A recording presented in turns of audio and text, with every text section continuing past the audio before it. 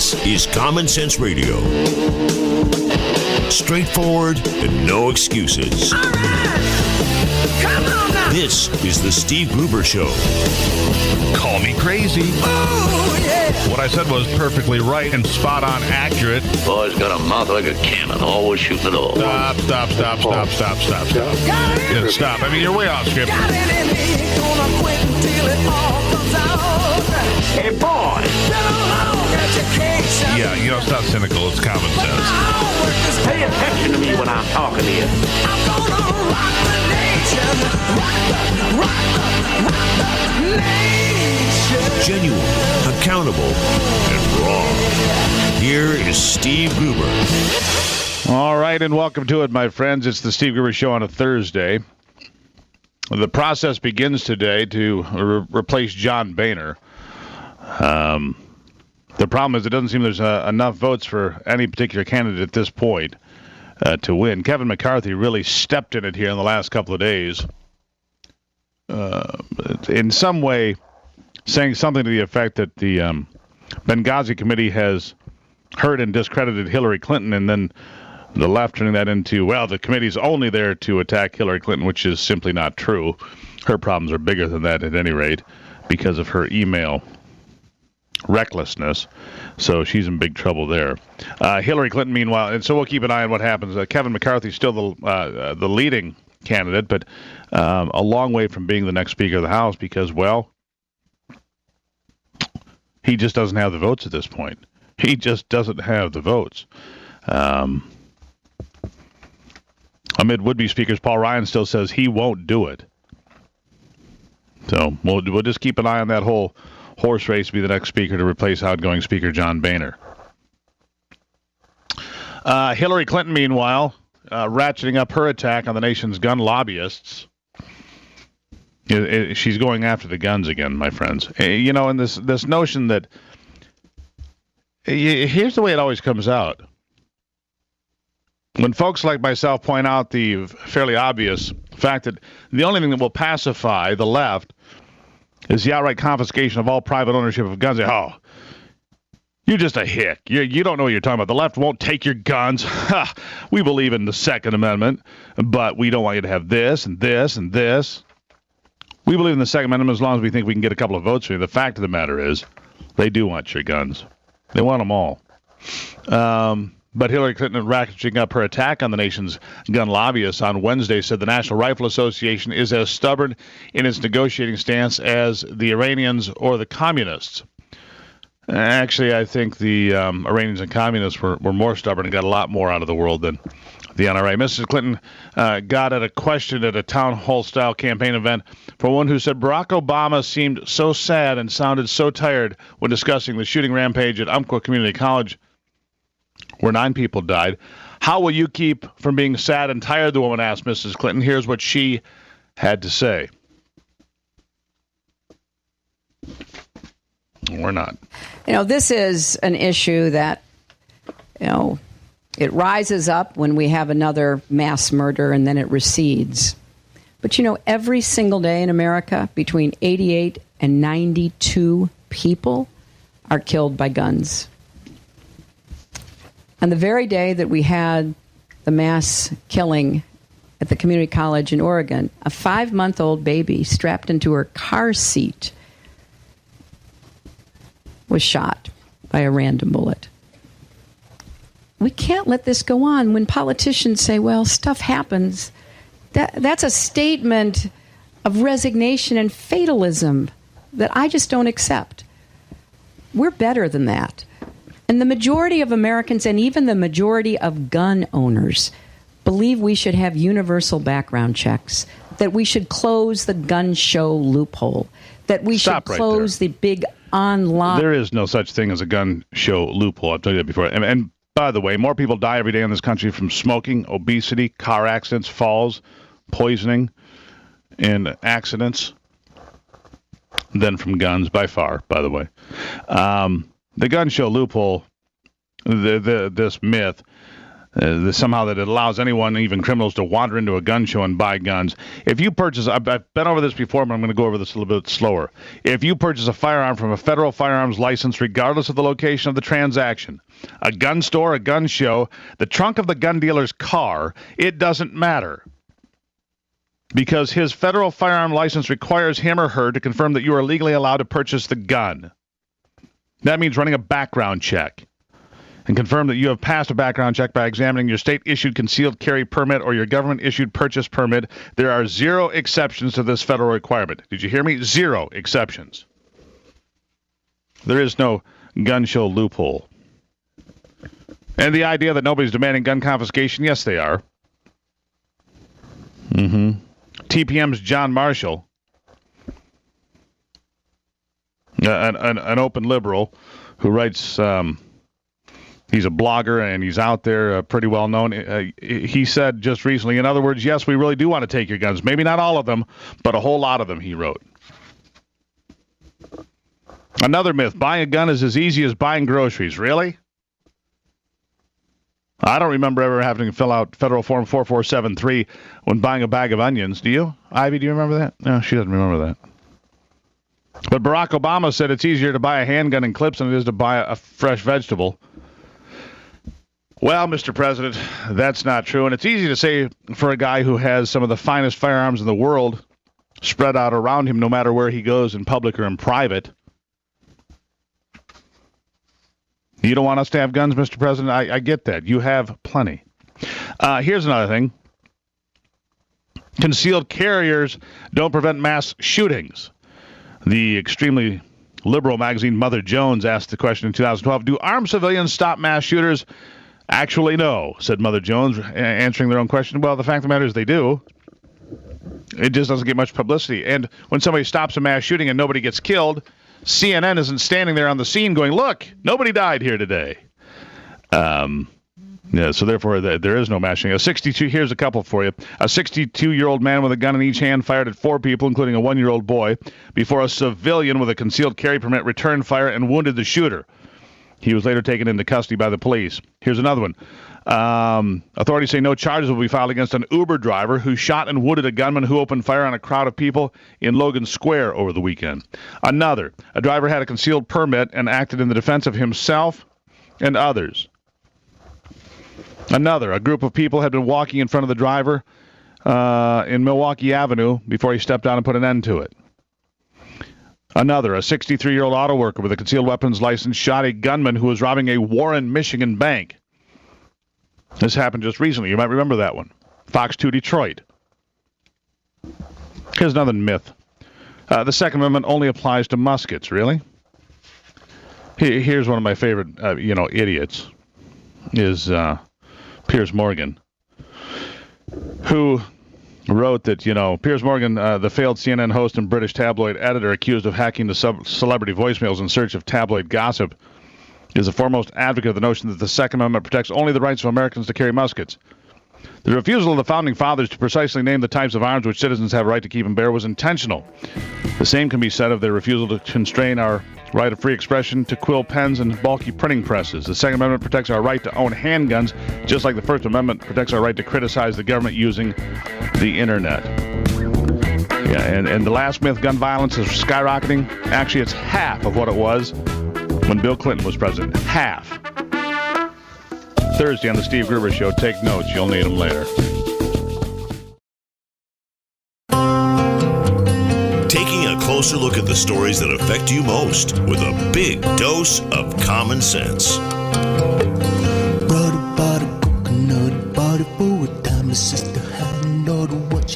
All right, welcome back to it, my friends. It's the Steve Gruber Show on a Thursday.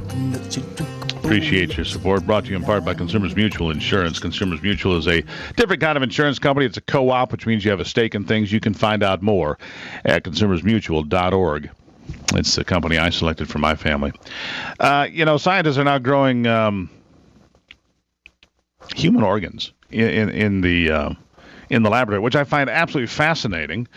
And our next guest maybe can give me a take on that before we talk about some health and well-being. Dr. John Wycoff back on the program. Doctor, welcome back. Good morning, Steve.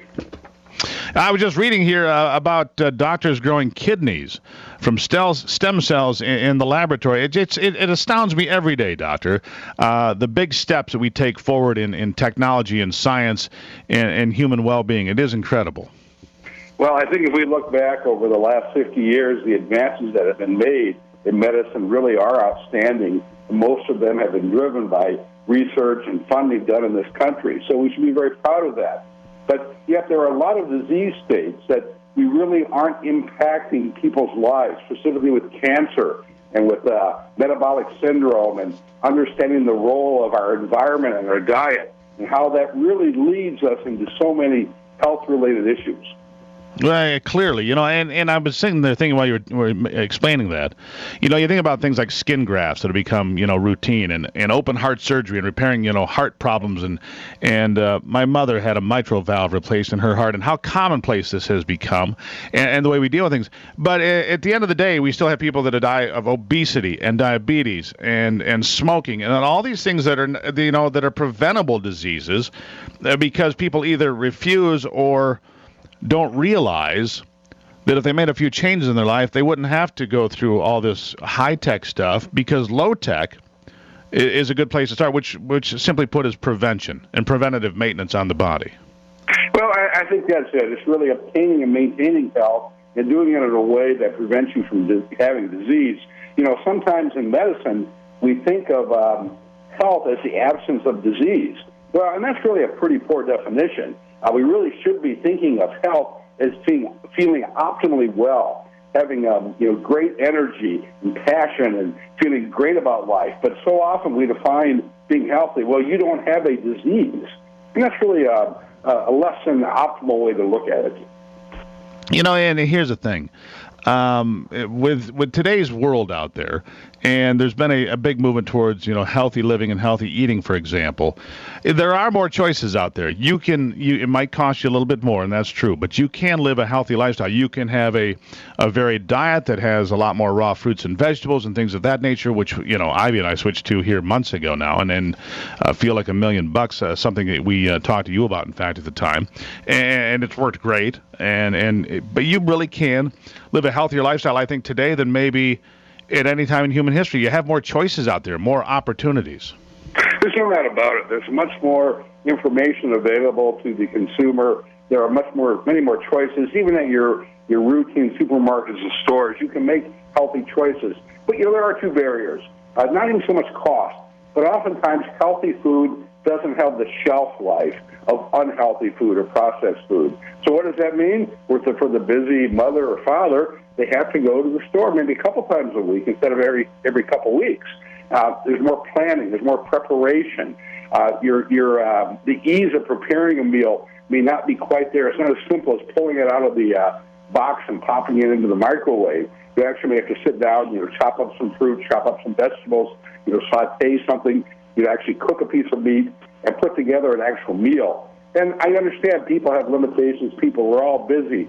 But ultimately, if we want to be healthy, if you have chronic health problems, whether that's hypertension, whether you're just taking a medicine for something, high blood pressure, high cholesterol, whatever it is, fundamentally, you have to go back and look at what's driving that cause, what's driving that problem. And almost always, part of the root cause is diet and lifestyle choice. Yeah, it's things that we have direct control over. Exactly things that we can right. affect. We can choose our exercise. We can choose how we sleep. We can choose to better control our stress. Exactly. Don't stress out. Buy a puppy. That's my medical advice for the day. Puppies make people happy. That's a good one. Yeah, happy people live longer, don't they? I mean, they do. Happy people live longer. That's a fact. You've got a get-together talking about health and everything. If I'm not mistaken, you've got a get-together where you're going to talk about a lot of these very topics. Well, every fall in October, and it's coming this Saturday, October 10th, we have our annual Fall Health Expo. It's open to the public. It's free of charge. We invite everyone to come down and see us. We're on Michigan Avenue in East Lansing, 9 a.m. to 4 p.m. on Saturday. We're going to be doing over $10,000 in prizes.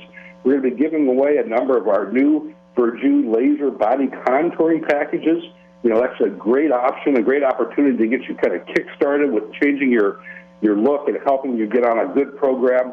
We're going to be giving away some of our weight loss programs, like our Healthy Transformation program, which is a great Eating for Life program, giving away some consultations and testing. You can touch our machines. You can come in and meet me. You can meet my staff. Great refreshments. We've got some lectures and seminars, vendors. Just a great day. So I invite everyone to come down and see us Saturday the 10th, 9 a.m. to 4 p.m., Wycoff Wellness Center in East Lansing in Michigan. On Michigan Avenue. Sounds pretty good, yeah. And I took your Healthy Transformation Challenge. Ivy didn't have transformed nearly as much as I did, but it has worked terrifically for us. And it's just kind of that it's a change in mentality, Doctor, of what you're eating and how you shop, and it's a lifestyle adjustment. And it's been a great summer. I'll just tell you that what you put in affects what you put out, and that's a fact, my friend. And so I wish you the very best this weekend. Thank you so much. Hope you can come by and see us. There you have it, Dr. John Wycoff from the Wycoff Wellness Center here on the program, and I've lost a couple of pounds, and just feel terrific. And it's about, I think he was right, jump-starting it is the way to go. But then it becomes a lifestyle change, and it all plays into what Ivy's been telling me since the day she met me, and now it's just that she says, "See, I told you so." See, I told. Anyhow, I love her for that. Yeah, it's the Steve Gruber Show on a Thursday. We'll be right back.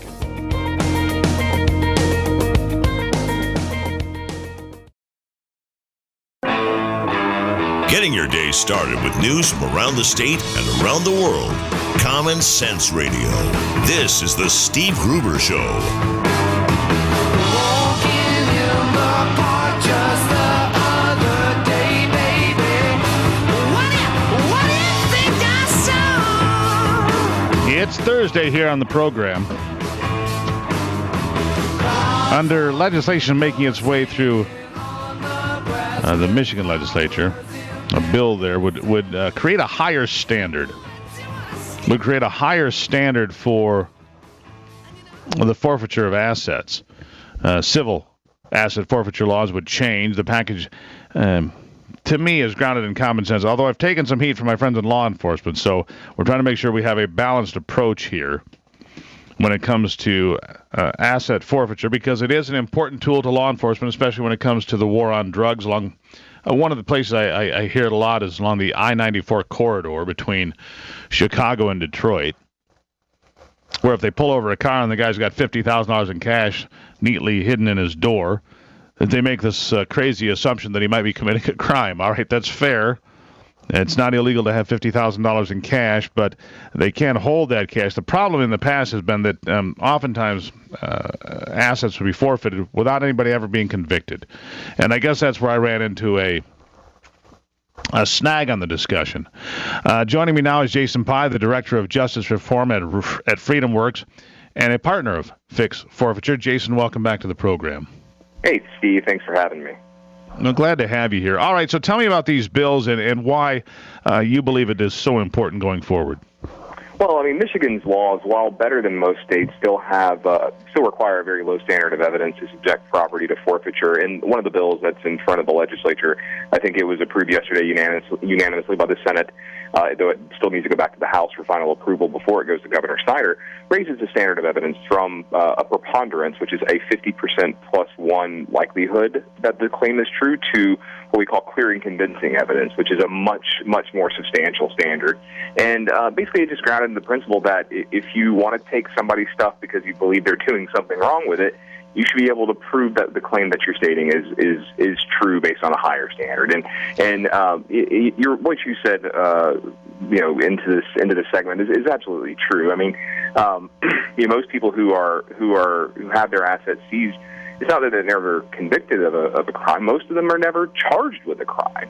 And this fundamentally undermines what the due process rights that we have in the Fifth Amendment of the Constitution. The Fifth Amendment says that no life, liberty, or property shall be taken without due process of law. But under civil asset forfeiture, these things routinely happen without due process. You're not entitled to legal counsel. You're not entitled to a lot of the protections that are afforded to someone when they're in criminal court.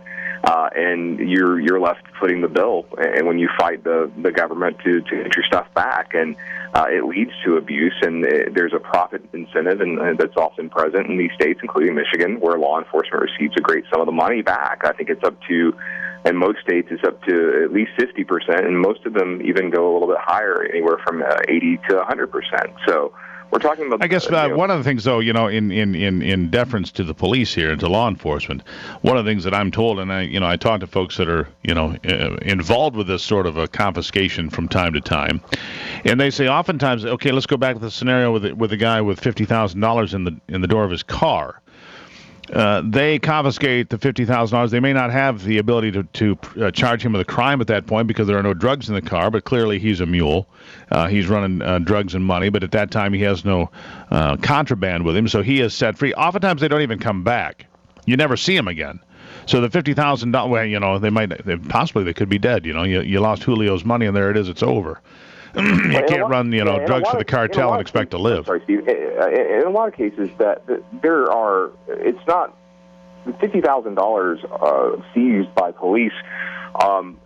That happens, but it doesn't happen as frequently as low dollar figures. There are some states where we see that the average is anywhere from $300 to $800 that are seized, and it's such a small sum that most people don't even come back and fight it because it's not worth fighting in terms of the legal fees. They'll spend more in legal fees than they will than the amount of money that was seized, so they don't see it worth as worth fighting.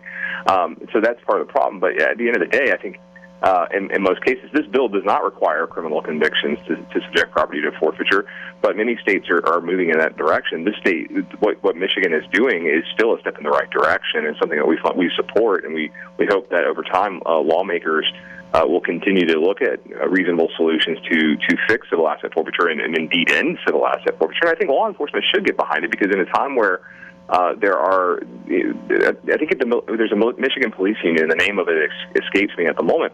They said that this would improve community relations. This would restore some trust back in the community. As someone who works on this stuff for a living, my father was a police officer. He served in the Atlanta Police Department in Georgia, as well as the Forest Park Police Department. So I have a lot of respect for law enforcement and what they do and the services they provide. But what they do does not give them carte blanche to trample on the rights and civil liberties of the people. If they want to stop the trade of the drug trade, that's fine. But you have to do a little bit more. You have to have a higher standard of evidence. You have to work within the confines of the Constitution and our civil liberties. And that's pretty much the end of the story. I mean, respect them, implicitly respect them, but we have to have a higher standard of proof. We have to have our civil liberties protected and stop giving them up in the name of security. As we see people, there's a tremendous movement back towards civil liberties and property rights, and and we're seeing that in civil asset forfeitures, as well as other areas of lawmaking. And Michigan, what they did yesterday was a step in the right direction, and I hope it continues. And I think we want good standards, and we want to make sure that that we meet the good standards. But I wonder even about the $300 to $800 cash forfeitures you're talking about. I'm going to guess that some of those cases probably involve street level drug dealers that don't come back too. That they take the cash off from street level drug dealers. I mean, if I'm pulled over, let's be honest, Jason, they're not taking $800 out of my wallet and pounding it. There has to be some reason, I would think. I agree with good standards, and I agree with you that there has to be standards, and I think that you should only be able to keep the forfeited items, cash, cars, whatever it may be, if somebody is convicted. That's my opinion. I don't think you should get there on an allegation solely. I don't think anybody believes that, and if they do, they're mistaken. I mean, you have to be convicted to lose your property. Wonder about the street-level drug dealers that don't come back. There has to be some common sense there, too. There's a gentleman from Detroit. I'm sure you probably heard about him, or not Detroit. It was outside of Detroit, and he was on an Amtrak train on his way to California, and he got stopped by DEA agents in Albuquerque, and he had $16,000 in cash on him. He was on his way to make a music video in Los Angeles when he did it. He was fulfilling a lifelong dream. His name was Joseph Rivers. And Mr. Rivers, the DEA agents boarded the train. They asked if he had any cash on him. He didn't lie. He said yes. He didn't know any better, so he said yes. And they searched him. They found the cash, $16,000 in cash. He explained what he was doing. They didn't care. What they used was this very low standard called probable cause to seize the cash. And it's the same standard you need to get a search warrant to seize the cash. He begged them not to because he would be stranded in Albuquerque. And he even called his mother to corroborate his story. They didn't care. They still seized it anyway. And, it's $16,000 in cash. It's a large sum of money, but carrying money, whether it's $100 or $16,000, is not a crime, and nobody should be looked at as suspicious. And it's a good case you bring up, and that's a good one to discuss going forward. But it's moving in the right direction, I think, Jason, and it's a good conversation to have. I appreciate your time. Thank you. Have a good one. Jason Pye, Director of Justice Reform at FreedomWorks, here on The Steve Gruber Show.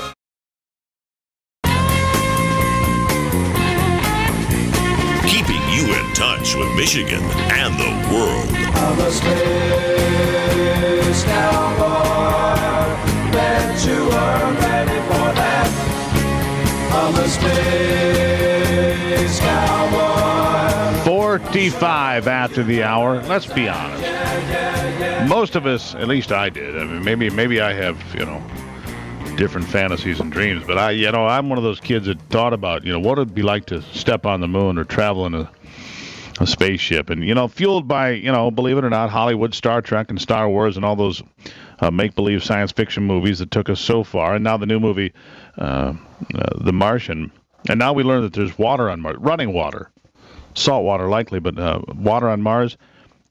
Makes you think, man, you can go there. It may be a while before we visit Mars, but some folks at Michigan State University are studying ways to make long-term space travel more feasible, doable, in fact. One of those folks is Deborah Feltz, professor of kinesiology at Michigan State University, who says you got to train like an astronaut. Deborah, welcome to the program. Thank you. It's good to be here. So tell me about, it might be a while. You and I might not make it to Mars, but our kids or grandkids might make it there, I suppose. What do you make of all of this, and what is this program all about? Yeah.